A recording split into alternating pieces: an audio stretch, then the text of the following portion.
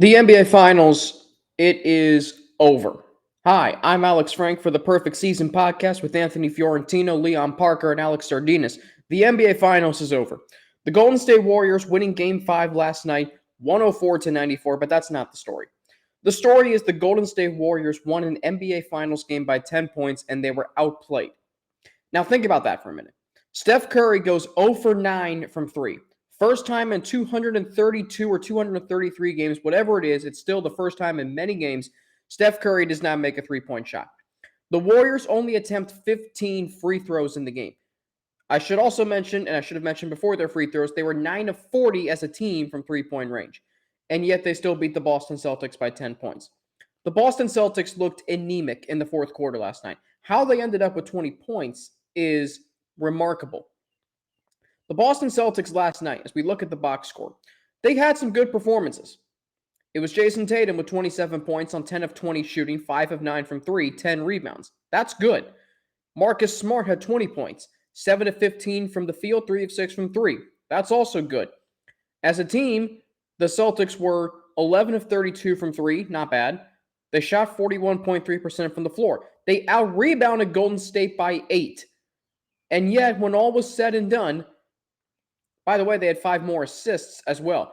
They shot 16 more free throws than Golden State.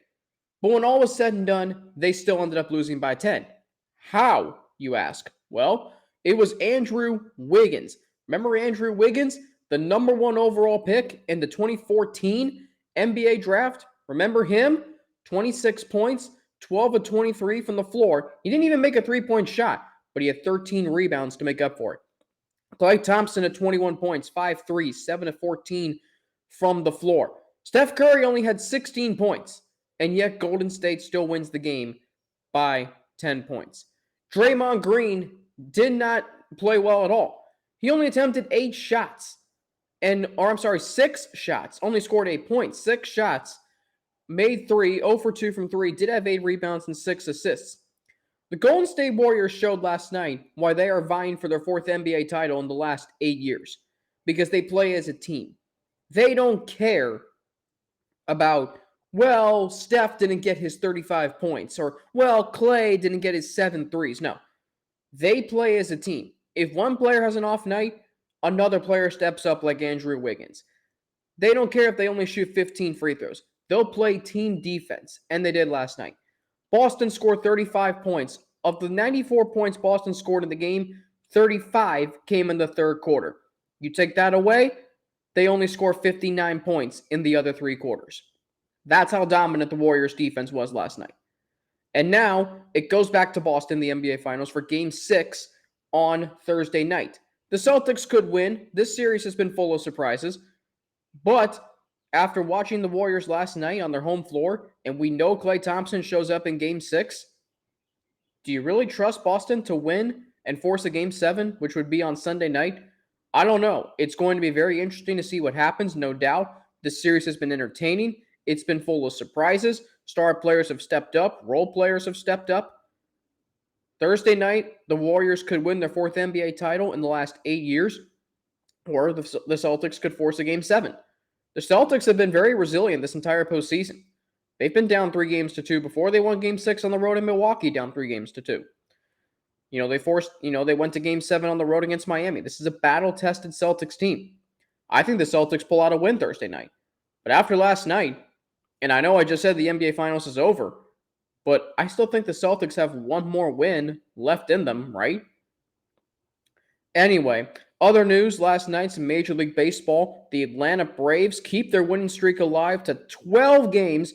They beat the Nationals 9-5, but they did lose second baseman Ozzie Albies to a fractured left foot in the win. No timetable yet on his injury. Rhys Hoskins' walk-off double lifted the Phillies past the Marlins 3-2. Toronto imploding for 11 runs and 19 hits in their 11-1 win over the Orioles. The White Sox win in Detroit 9-5. St. Louis with 5 runs in the 6th to get past the Pirates 7-5. Yu Darvish lasts 8 innings and strikes out 7. Padres beat the Cubs in Chicago 4-1. The Rangers scoring 3 runs in the 8th. They beat the Astros 5-3. Alex Wood pitching 6 strong innings for the Giants. They beat the Royals 6-2. Brandon Drury's 3-run home run in the 5th inning lifted the Reds to a 5-4 win in Arizona, while Minnesota beat Seattle 3-2. Good doubleheader tonight on TBS. The Rays and Yankees first up at 7, followed by the Angels and Dodgers at 10. Brian Anderson, Ron Darling, and Jemai Webster on the call for Rays Yankees, and then Don Orsillo, Jeff Francoeur, and Heidi Watney on the call for Angels and Dodgers. We look at the standings across Major League Baseball, see where those 4 teams currently are. It's only Tuesday, June the 14th, but never too early to look at standings and what's been a really entertaining season. A lot of good teams, a lot of contending teams this year with the expanded postseason. The Yankees currently in first place in the American League East at 44-16. That is the best record in Major League Baseball. The Rays 9 games back at 35-25, but 3.5 games up on the Red Sox. Right now, the Rays would be the second wild card for the American League. We look at the Angels and Dodgers. The Angels, they did snap their 14-game losing streak, or lengthy losing streak, however long it was, but they're still 8.5 games out of first place in the American League West, 29-33, 3.5 games out of the wild card, while the Dodgers 37-23 in a tie for first place with the Padres in the NL West. So that's going to be an interesting race to watch throughout the season there. I'm Alex Frank for the Perfect Season Podcast, and that is your daily sports update.